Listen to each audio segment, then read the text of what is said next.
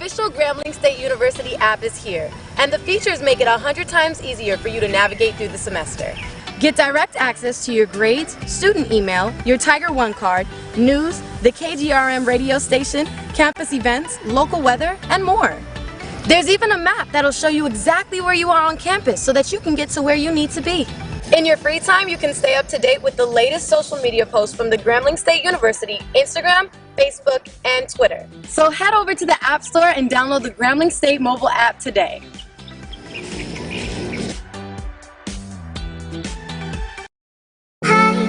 What is Grambling? Grambling is growing. It's a community. Grambling is an education. An experience. Grambling is legacy, tradition, and the future. What is Grambling? Grambling is all of this and more. Grambling is the place where everybody is somebody.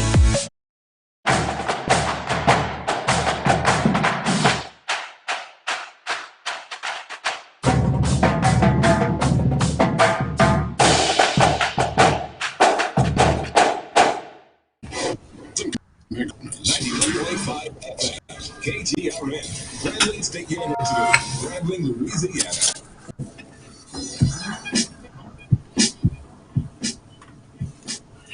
All right, good morning and welcome. This is your Black and Gold station, 91.5 KGRM. I'm Charles, and we are so excited to be here on this beautiful Monday morning to kick off this special Founders Day edition of Prez Says. We have President Rick Gallo in the studio with us today. It's his show. He's calling the shots. It is Monday, November the 1st, and this is the week that Grambling State University is observing Founders Week. We started with 3 teachers and 125 students, and now 120 years later, our university has produced more than 40,000 graduates, and we're just getting started. Prez, how's it going this morning? Charles, I am great. And look, just one correction. You and our student producer called the shots. I just speak when y'all tell me to.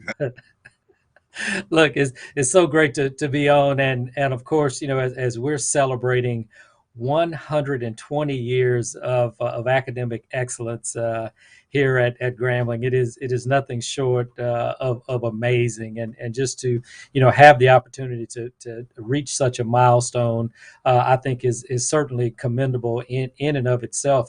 You know, not throwing any shade on any of our fellow schools, but I saw recently a ULM billboard that celebrated 90 years, and of course that, you know, that is commendable as well. But we're at 120, and I think that you know, that says a lot about you know, just when you think about all the challenges that our forefathers experienced over time. You know, what can you imagine when Charles P. Adams got off the train here in Grambling 120 years ago? You know, what faced him. You know, he had a lot of hopes and dreams and aspirations, but no money, very little resources, and so just to say that we've not only survived, but what we've thrived over this 120 years is something that we have to just stop today and thank God and say thank you for Charles Adams and Grambling State University. Absolutely, absolutely. Now, for our listening audience, President Gallo, can you give us a little breakdown or history of the university? I know that this is a very prestigious university, and we may think that everyone knows because we're so familiar and we're here on the campus, but can you give us a brief history of the university and how we got started? Sure. So back in 1901, again, Charles P. Adams arrived here in what is now the Grambling community as a result of a group of Black farmers reaching out to and writing a letter to Booker T. Washington at Tuskegee, asking him to send someone to start a school. And, you know, obviously to keep it all in context, in 1901, there were very few, if any, educational opportunities available for African Americans in this area. I mean, we were 35 years post the Civil War and Reconstruction, Hmm. and so again, there everything was segregated. There were no opportunities, and so these farmers wanted wanted their children and wanted for themselves the opportunity to get an education, and so without any other options, they started. Again, reached out to Booker T. Washington, and of course, the school was started under the name the Colored Industrial and Agricultural School, and so although these farmers in the area were making their living by farming, obviously at Tuskegee, a lot of research was being done to help farmers to not only grow better crops and to better organize their farm as a business, but to understand the business part of farming. And of course, Booker T. Washington was one who advocated self-reliance and being able to work with your hands, with the trade and with the skill. And so this fit right in line with the needs of the residents of this community at that time. That's what's important. That's what I like about the origin story of Grambling State University. It's not like the institution or school at that time was just put up just to be put up. This school, this institution, from the beginning of its inception, was to benefit those who are locally here in the area with the trade that was making money at the time. Something that graduates of the university could go out and get a piece of that American pie for themselves. So we definitely owe a lot of thanks to Mr. Charles P. Adams. Now, Prez, I know we had some events taking place this morning. We had the meeting at the bust. We also had the time capsule. Can you give us a little breakdown of the events that have taken place this morning on campus? Sure, and also to just mention again, in my first 4 years as president, we celebrated Founders Week in September, and so Mm, I felt it was important that we actually recognize this day on the day itself, and so it was a little cool this morning, but we're very thankful for so many in our community who came out to be a part of it, and of course, I have to give a special shout A out number of to my champions junior will high work teacher, Miss alongside Thelma Williams, for being there as we again paid tribute to Charles P. Adams and having Miss Grambling, Faith Daniels, as well as Cameron Jackson, our student government president, there, and then Professor Rodriguez Davis to talk about the time capsule and actually place the items in the capsule that will be opened in 2051. And oh, as wow. I started doing the math, I said, okay, now I'm still planning to be around, but probably won't still be president in 2051. That's a long time. And Yeah, so, yeah, it was great to be able to do that. And again, so often we get so busy, doing the work without thinking about, in the future, what will they know about about the university at that time. And of course everything is digital now, and for them to see a relic like an actual time capsule, not a right. digital time capsule, but an actual physical time capsule, I think will have to be something that'll be very neat for all of those who are in attendance in 2051 to see. And of course, we're speaking into existence that, yeah, we will be, bigger, better, stronger, and greater in 2051. And there will actually be, folks around to open the time capsule and to celebrate at that time another milestone year of the founding of Grambling. So, what type of items were placed into the time capsule? Because, like you mentioned, we're kind of in a digital age right now. And, with the significance of a time capsule, you want to obviously put things in there that mean something dear to the university and to our community at this time. So, what type of items were placed in the time capsule?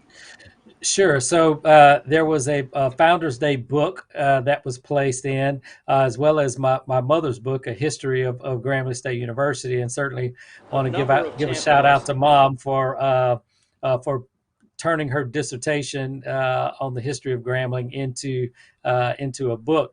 And it was kind of funny when Mr. Davis said we're putting a book in from authored by President Gallo, and I had to correct him and say no, that was from Dr. Mildred Gallo. And so we also had a T-shirt in there and a mask with the G logo on it, because we're in a pandemic. I think it'll be great for those who open the capsule to get a sense of the type of mask that we are wearing at this time as a result of the COVID-19 pandemic. And there was a T-shirt and a wristband that were placed in there as well. Beautiful, wonderful. If you are just tuning in, we are here with President Rick Gallo for Prez Says, the Founders Day edition. Speaking of Founders Day, now I know you mentioned normally we are observing Founders Day in September. So why the change this year? Why was it important to make that change to uh, line up with the actual founding day of the university? Why was that important for you to change that? Well, I always wondered in the back of my mind why we were doing it in September and Founders Day was November 1st. And the other thing, God, it was always so hot when we did it in September. So, we're out there at 7:30 in the morning and it's already hot doing the observance. And so as I, asked around, why are we celebrating it in September?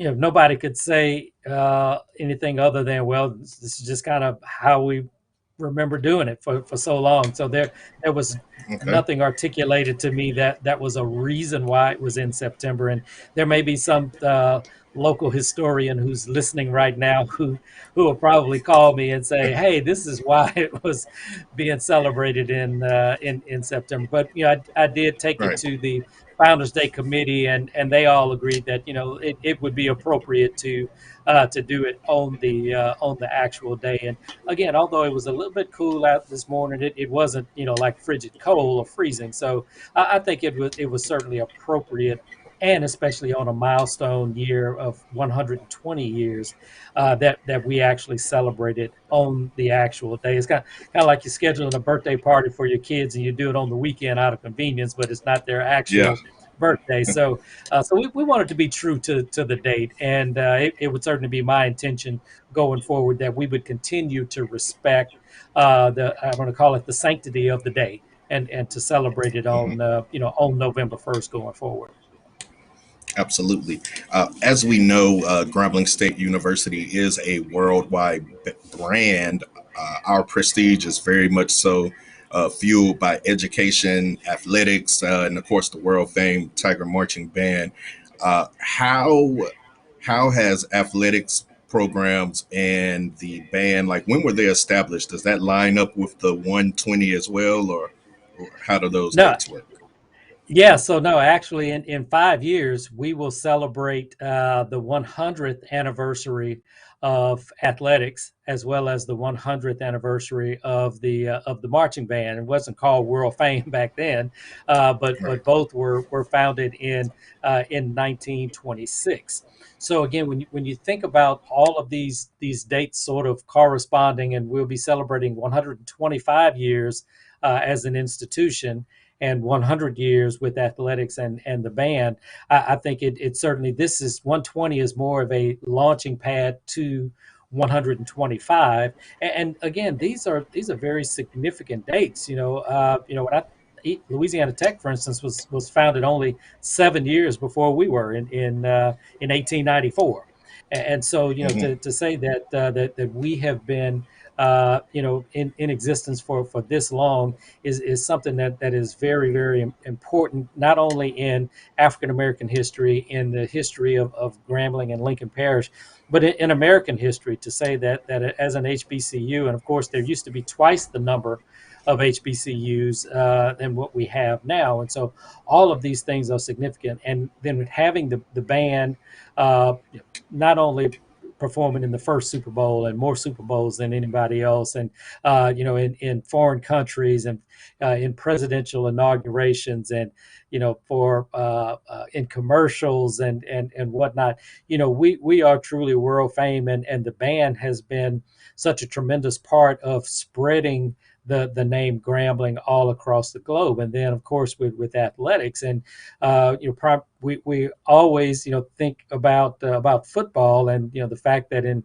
1941, I believe it was, when Coach Robinson was hired, Prez told him, Ralph Waldo Emerson Jones, our second president, said to him, "I want you to make Grambling football the Black Notre Dame of college football." And Mm, of course, in 1941, just to even have that kind of vision at that time, and in rural North Central Louisiana, just think about all the challenges. This was not long after the Great Depression, going through Jim Crow and segregation and civil rights era and all right. these other challenges that the scant resources of the institution to think about setting a vision so big and so bold. And that's why, Charles, quite honestly, when I think about the challenges that we face today, and we have challenges, we've always had challenges, and there will always be challenges that will confront us. And so for anybody who thinks about, oh, the good old days, I don't if you were able to talk to Perez now on the other side, or talk to Charles P. Adams on the other side now, I dare to say they would be able to tell you that the challenges were significant, and but despite those challenges, they persevered, continued to be faithful people, and having faith in God that He would see this university through, and He continues to do that. But when I think about the challenges that they faced, it's unfathomable just how they were able to operate. I believe when Perez became president, the school had approximately 120 some odd students, and when he retired, it was over 4,000. You know, I mean, that was just an amazing feat over 41 years, and he was the longest serving president. Uh, Charles B. Adams was the second with 36, and then Dr. Mhm. Johnson with 14 years. I think I'm closing in on number four. I may be there. I meant to calculate that earlier, but yeah, I think we may be getting close to number four on the list. Great, great. I'm hearing music in my ears, so it sounds like we're going to go ahead and take a break. When we come back, we are going to have more with Prez, and we'll also have a little Founders Day.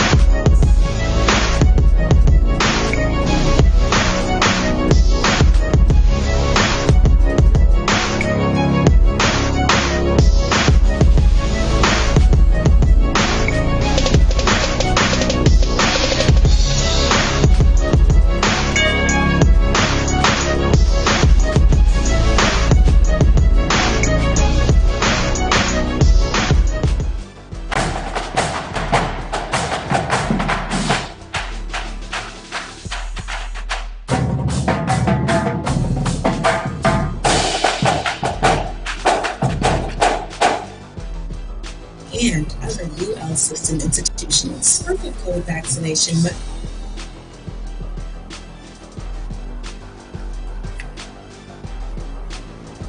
All right, and we are back. You are listening to your Black and Gold Station 91.5 KGRM, and we are here with President Rick Gallo for Prez Says. This is our Founders Week edition of Prez Says.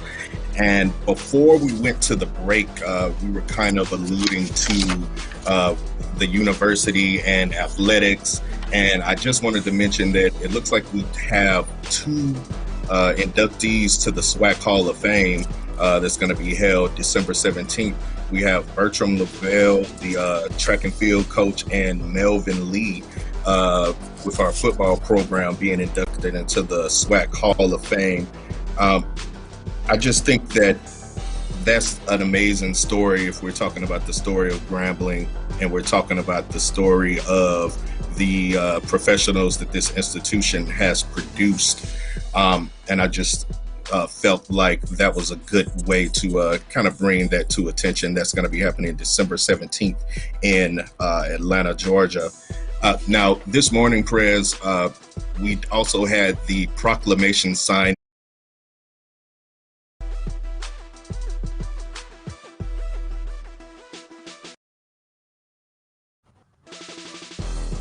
Prez? I hear you now. Okay. Okay. So I was mentioning the proclamation that was signed this morning. Was the city of Grambling involved with the proclamation that we had signed this morning? Yeah, we've always included the city of Grambling, and of course, you know, when you think about the university being founded again in 1901, and the village of Grambling was incorporated under the first mayor B.T. Woodard in 1954. So there was a university before there was a village, town, and now a city based upon population. So certainly the town and gown relationship is something that has always been very important to the university and to the town. And of course, in my 55 years, we've seen ebbs and flows of that relationship, but certainly it is important, and for so many of us who are residents of the city of Grambling, we're certainly grateful to have the university as the anchor for Yes. everything that is Grambling. And I was thinking, Charles, about just the different name changes that the school has undertaken over the years. So there was the Colored Industrial and Agricultural School. Then, under the Lincoln Parish School Board's supervision, it was the Lincoln Parish Training School. After that, the Louisiana Negro Normal and Industrial Institute, which at that point we were considered a state junior college. Then, of Okay. course, after that, once we started offering a four-year degree, a bachelor's degree, we became Grambling College, and then, of course, later Grambling State University. And what's really significant, the first bachelor's degree that we offered and that we awarded in 1944 was in teacher education. And so, if you Mm, think back historically, academically, that's what put us on the map was, we were a teacher training school. And so, again, thinking about why we were founded, and that was to provide an education for the residents in this area, but then taking that mission further to say we will now train more teachers to go out and teach more kids.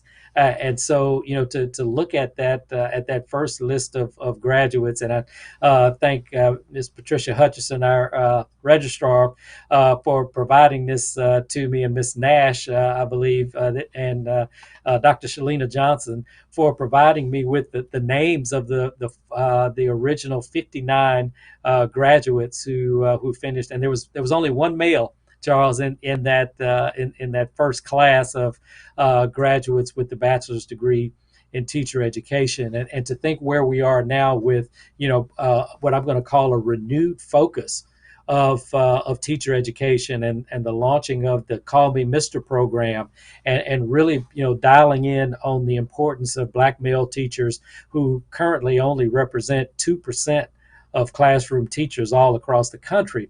We have again sort of taken a full circle moment and have recommitted to our role as a teacher education institution. And so, when you think about the work that our new dean, Dr. Debbie Thomas, is doing, along with all of our, other faculty and staff there in the College of Education, it is important work. It's not always headline grabbing, Hmm. work that's being done over there.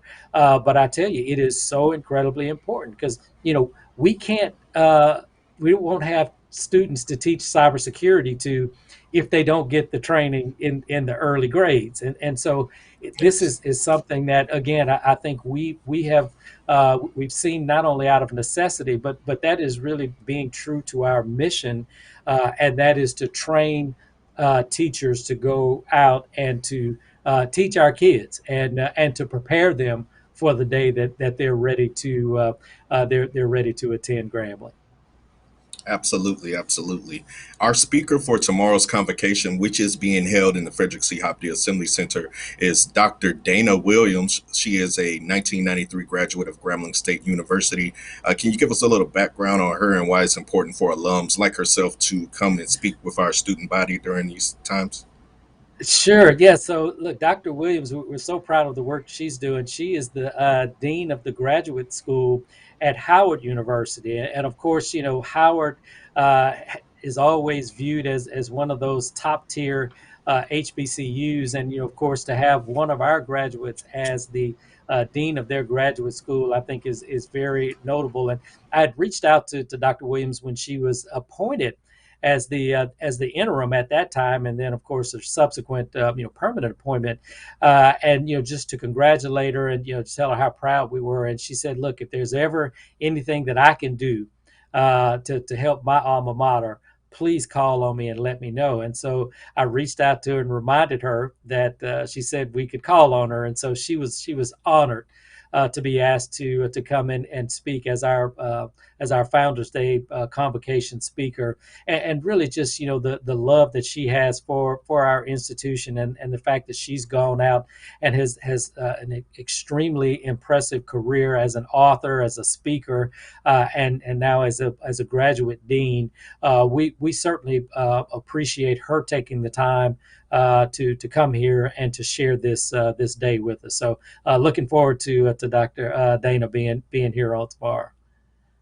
Absolutely, absolutely. Okay, Perez, I kind of alluded to this before we went to break. I do want to play a little Grambling State Founders Day trivia here. I have two questions here, multiple choice answers, and we're going to see how you do here. So the first question is: under which president was the institution's name changed to Grambling State University? Is it A, Dr. Joseph Johnson, B, Ralph Waldo Emerson Jones, or C, Dr. Frank Poe? So I think that would have been under Prez Jones in 1974 ish. 74. Yep, you got it on the nose. That's it. That's it. This guy knows his stuff. Okay, that's the second question No, that I no, have. look, Uh, my mama made us read the book, when I was a student of right. hers in history. And every now and then I'll call her, and there's some question I'll have. She said, "Well, son, if you had read my book," I said, "Well, Mama, you made us read your book, and I've tried to reread it, but sometimes I just need a quick answer." So, yeah, I'm sorry. Go ahead, Charles. What's the next one? All right, the next one. In what year was the book A History of Grambling State University, written by Dr. Mildred B. Gallo, published? Was it A, 1988, B, 2001, or C, 1985? I think that'll be 85. 85 is correct. C, 1985.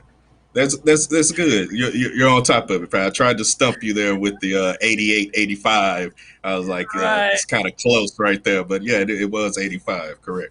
And that's just Well, no. Go ahead. no, I was going to say I was a student of hers during that time because I was here 84 to 87, and it was required reading for us history majors, and it was always good. And I didn't appreciate it then the way that absolutely appreciate it now. Just the time and the effort that it took to do all the research that was required in order for her to be able to write Okay, it yeah. as a dissertation, and then ultimately as a book. And I used to joke with mom and say, all right, when you retire, it'll be time to for you to update it. And of course, certainly not thinking that I would ever, be the president to be written about as, as a part of Grambling history. So, Mom says at this point she's probably not going to write the updated version. So here's a challenge to all Graham fam out there for somebody to step up and take it from the point that she did in the 80s. And bring it forward, because it is, as Dr. Neri Warner, who does have her own book that chronicles history of Grambling. If you she says if you don't write it, it didn't happen. So we certainly I want to challenge fam out there to take the book forward. And I also wanted to mention, Charles, because I know we were planning for an hour today, but we're cutting it short.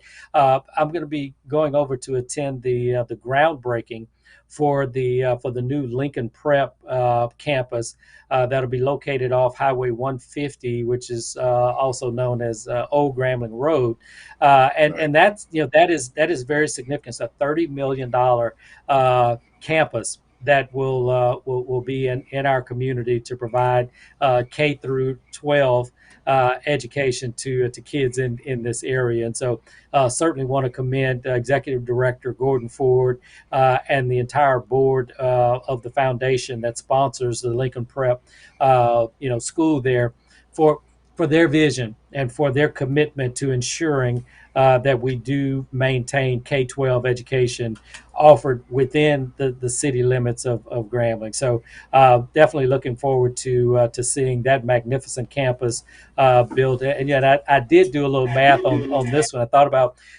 a $30 million campus that is being built to house Lincoln Prep. And I said, if Charles P. Adams had been given $30 million back in 1901 to start Grambling, or to start the color industrial and agricultural, in today's dollars, that would be $1 billion. Wow. And Not imagine like what could have been done 968 billion, but yeah, close to $1 billion. and imagine what could have been, what kind of efforts could have been taken with that kind of financing. I'm so glad that we got a chance to talk with you today, Prez. As we're wrapping up here, I do want to ask you one last thing. What do you see in the future for Grambling State University in the next 5 years, or what do you hope to see for the university as we continue on this Founders Week? Sure. So, one thing that you'll certainly see will be additional enhancements to our campus that will include, safety measures that obviously, are very much needed here, as well as new academic buildings, new athletic facilities, as well as new housing. And so, we will see the infrastructure and the landscape of the campus dramatically changing. You think about the digital library that is going to be opening in the first part of 2022, and what that building will mean to the continued growth in technology and being at the cutting edge of educational tools of learning.